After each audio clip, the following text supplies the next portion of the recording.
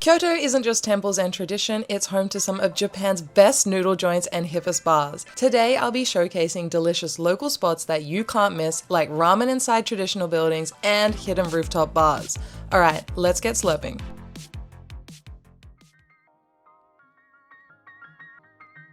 One of my favorite bars in Kyoto that is a rooftop bar is In the Moon, and I have been coming here since 2016. It is incredible. You get the best views of Kyoto City from above, literally in front of Kamogawa River and in the heart of Gion.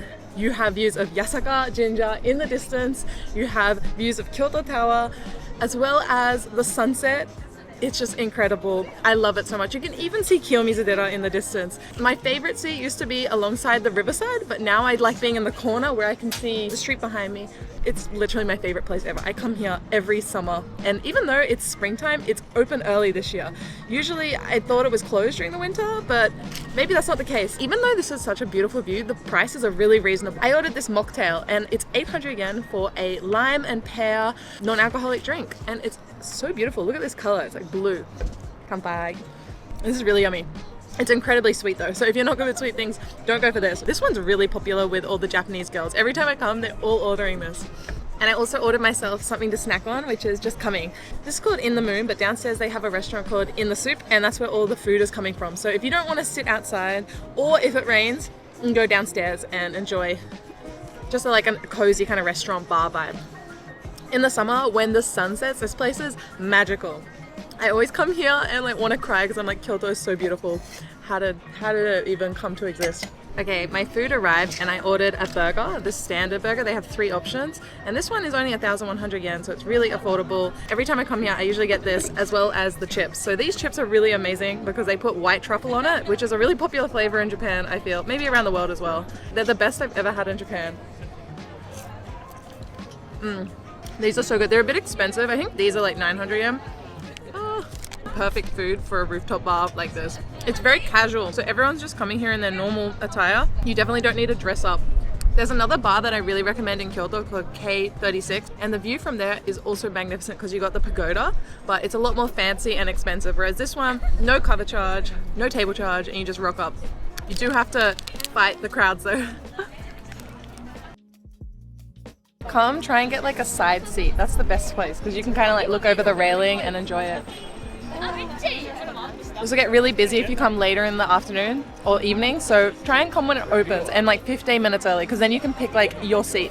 There's always people waiting before they let people go upstairs, so once you get out of the elevator, you'll get off at like the 8th or 9th floor and then you'll just start lining up.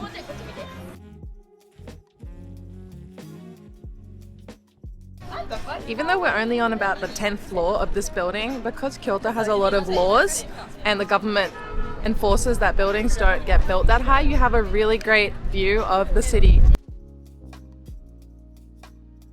During the summer here, because it gets quite hot, there's a lot of like beer gardens and they're always on the rooftops here as well, but there's not that many rooftop bars, so you got to really pick and choose and see what you can find. But sometimes I find that just looking up you'll discover places, because last time I was here I discovered one when I was lying on this lawn down in Pontocho area that there was a rooftop bar above that. So just keep your eyes peeled because you can see, because they also have a lot of lanterns and you can see it in the distance.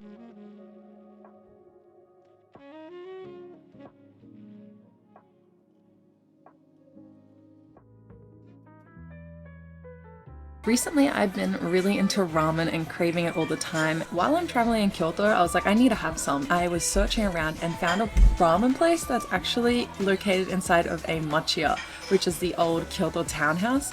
That is so rare or unique. I've never seen that before. This place is called Machiya no Ramen Sakaba K. It's actually in a very traditional area. This is Kamishichiken, which is one of the geisha districts in Kyoto. It seems very, very popular. They had a bunch of, you know, the standard ramens like soy sauce ramen, but I went for Tantan men, which is like a miso and sesame base. There must be a lot of tourists here because there's an English menu and they approach you in English. Yum. I love miso. The ramen noodles are really good. They're like nice and firm, got good flavor. Oh, it's so hot. While this place is really traditional, they actually have a bunch of manga and then a lot of baseball and boxing posters everywhere. I guess it's the owner's taste. It's kind of funny. Like the the combination. But it's very like personal and lively. I like it. It's very easy to walk in and just hang out here.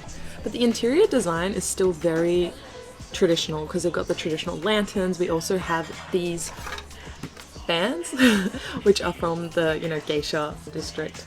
I like that. I think that's the cool thing about Kyoto. They have a lot of restaurants which embrace the local culture, which you don't get in places like Tokyo as much.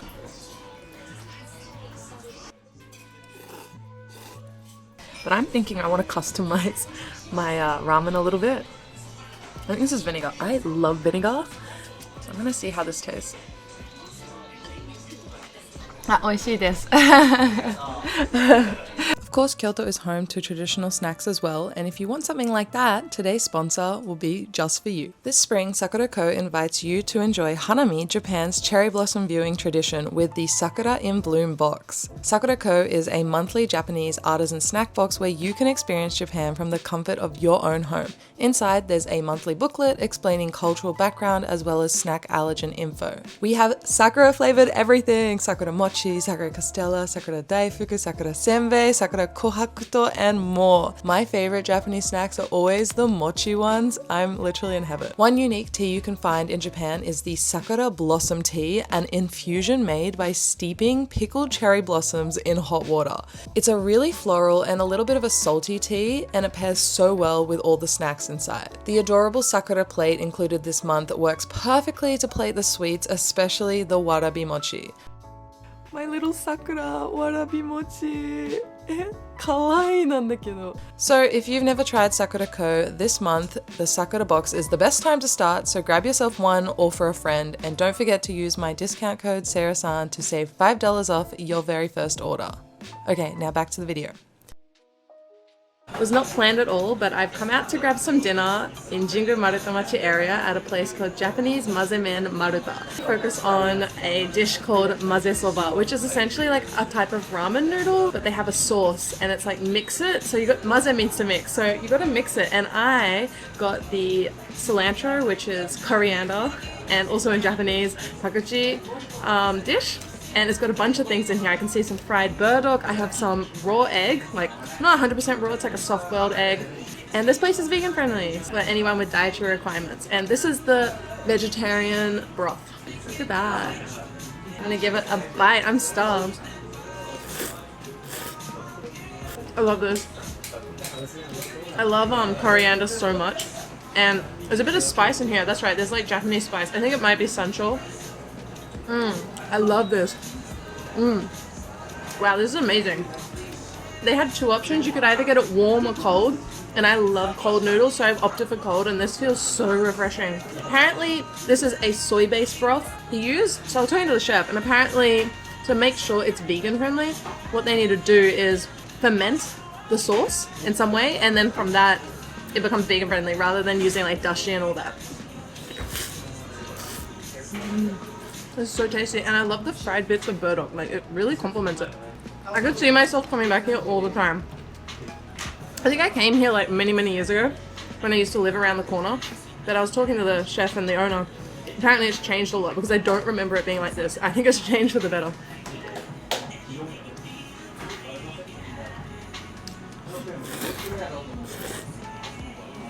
It's 確かに前と違うって感じ。何が違うか覚えてないけど好き。Yeah, everything about this is incredible. I love it. I don't think you can get this everywhere because this is like an original creation here. Mazesoba exists, but not like this light. It's a very light dish.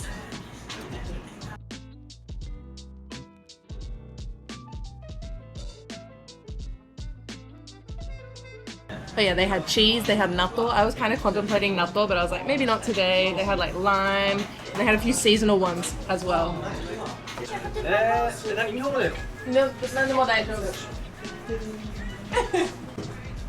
Have a nice nougat. The owner is so friendly. We've just been chatting, and I'm assuming he's from Kyoto. Kyoto 出身ですか？あ、兵庫県。あ、でも近いですね。ここどれぐらいやってるんですか？7年。So he's been running this noodle joint for 7 years. Very cool. また食べに行きたいです。美味しい。美味しい。今までの混ぜそばの中で一番美味しい。そう、美味しい。I like the atmosphere of this restaurant too. It's very modern, Japanese, simple. And also everything here is very affordable. Like this dish here is about 1,200 yen. And you can also decrease the size. You can make it a smaller or larger. And it's just like minus or plus 100 yen. Yeah. 割と軽いので、ワインも、前菜とかサラダに合わせるような感じのワインにしてます。すごく飲みやすくてフルーティー。When I first came into the restaurant, I wasn't too keen to drink, but it's one of the recommendations on the menu that you can get a tasting. You can get a small pairing, which is like a mini wine glass, and it's the chef's recommendation. So I was like, I may as well. I'm enjoying the noodles so much, and this is a white wine, and apparently it's a really light, refreshing one that should match. So cheers. Oh yeah, that's really like fruity. I like it. Very easy to drink. I wish it was summer.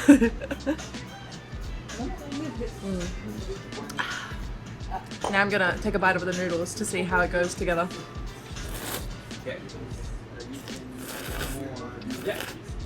I'm really sad my meal's about to end. I should have got the big size. I didn't think I would enjoy it this much. Definitely gonna be on my list of restaurants to come back to when I'm in Kyoto.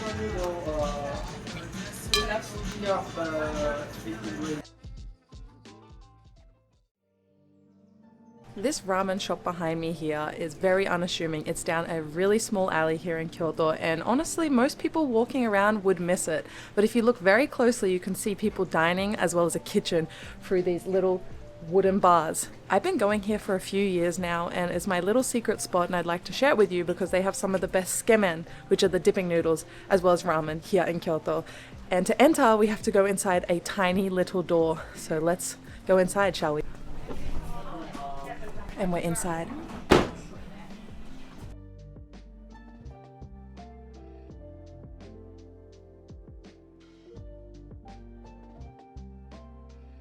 Compared to the last time I was here, there are a lot more people, and it's probably about a 30-minute wait outside.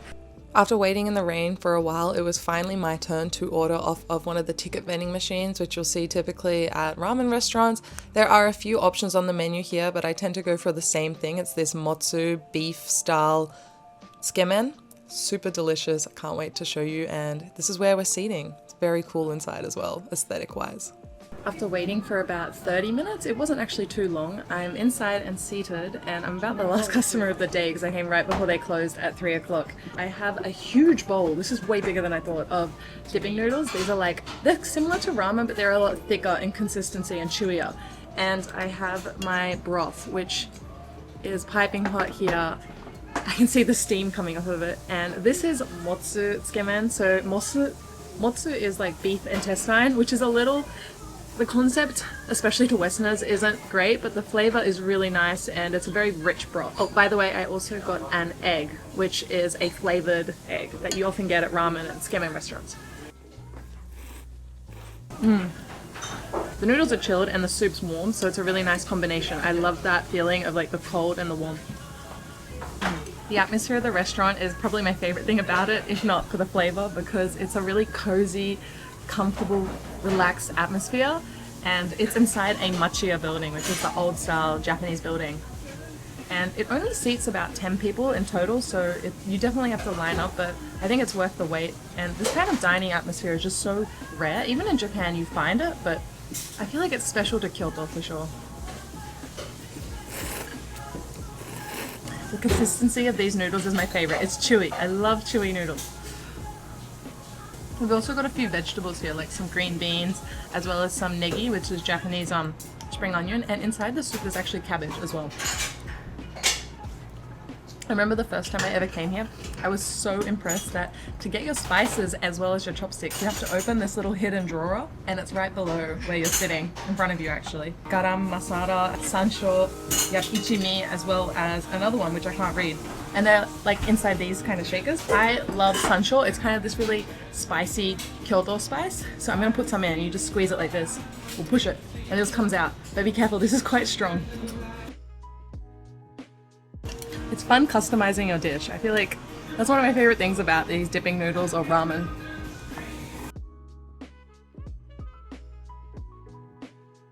So much great umami with every single bite. Oh, this is like the epitome of Japanese like noodles. Ooh. And my egg looks actually so beautiful. Like it's bright red. Even the teapot they have here is very aesthetic. Like you get to pour it. I'm pretty sure this is hojicha roasted green tea, which goes really well with the broth because this is like a very bitter flavor and this is a very salty.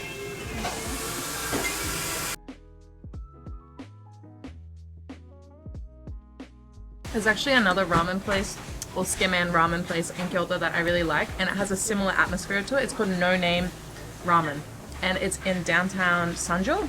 Actually underground, it's kind of hidden, and they also do the same thing where you open up the drawers. I always thought for the longest time it was the same place, but they're different, I think. If anything, maybe the owner is similar because the menu is different, but the whole like concept is very, very similar. ここは名前のないラーメンと別ですか？名前のないラーメン屋はうちの系列です。あ、系列、はい、あー、どっちも来たことあって、そうなんです。これも一緒だから、はい、使ってる器も一緒なんで、結構気づく人多いです。わかりました。As a side note, the portion sizes here are massive. I'm so full, I'm not even halfway. I still have tons of noodles left, so if you're coming here on an empty stomach, this is perfect for you. After all these noodles, it's time to mix things up a little bit and have something to drink. Now, I can't wait to take you to the next area because this is hands down one of Kyoto's coolest bars. One of the best rooftop bars in all of Japan is located here in Kyoto. It's called K36 Rooftop and Bar. The reason why this place is so special is because you have a view of the pagoda located in Higashiyama. This place is relatively new. It's only been around for a year or two. In the summer, in the warmer months, there are always lines. It's hard to get in. I'm here during the middle of winter. I'd say it's a little easier to get into. I just walked in. Got amazing views. The sun is setting. It's so beautiful up here. The lights are starting to turn on in Kyoto. I love the atmosphere here. It's absolutely stunning, and it's really not that expensive. You do have to pay a table charge of 1,100 yen, but you have to pay that pretty much anywhere in Japan when you go somewhere. In Pontocho, there's about a 1,100 yen charge, so it's really not too extreme. Because it's so cold, I wanted some tea to warm up. I got myself a peppermint tea since I've been having matcha all day. Very tasty. They have incredible food here. Last time I came, I got pizza as well as pasta. I've done the same again today. I have a margarita pizza. You can hear someone making a cocktail in the background because obviously they specialize in really good drinks here too. But yeah, the pizza, it's really reasonable. It's like only 1,900 yen, which if you're from Australia, you're gonna pay that no matter where you go, let alone somewhere with a view like this. I honestly think you can't get a better view than this. You can see Kyoto Tower, you can see the hills surrounding Kyoto, you can see the local shrines, everything. It's just incredible. I'm gonna dig into my pizza, and they've given me a little bit of honey I can pour on top, which I might do a little. Itadakimasu. They made this really fast. It came out within like 5 to 10 minutes, so that was really good service. I think it's wood-fired as well. Got a nice like char to the dough. And they've got cherry tomatoes. There was also a 4 cheese pizza option, but I just love a classic margarita. Japan does pizza really well. There's something you should try if you're visiting Japan. You might be wondering if it's really cold, and honestly, they have all these heaters throughout the entire like rooftop bar, so it's actually not too bad. I do have a jacket that I can put on, even though there's a little bit of wind blowing, so it is a little chilly, but honestly, it's really not that bad. There is one thing though, it's forecast to rain, and if it rains heavily, they move everyone inside, or if you can't move inside, you just have to leave. So I'm hoping the rain won't come. I'm actually surprised it's not as busy. There are so many free seats at the moment. I think because it's too cold, people don't think to come to rooftop bars, and this place is a little hidden. It's inside of a hotel, so unless you've found it on Google Maps or word of mouth, you're not gonna stumble across it. Very, very fancy. I kind of wish I was staying here tonight, but alas, I'll just have to enjoy the view from the rooftop bar and then hope that one day my dreams of staying in the hotel will come true. The longer I sit here though, I realize I want my beanie back on. All right, now I'm set.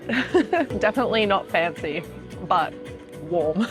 So as you can see, the pagoda is right there. It is as close as you'll ever get to being at a rooftop bar or a restaurant with it in view. That's so amazing. Kyoto Tower just lit up as well. Ooh, I love this city so much. It's so beautiful.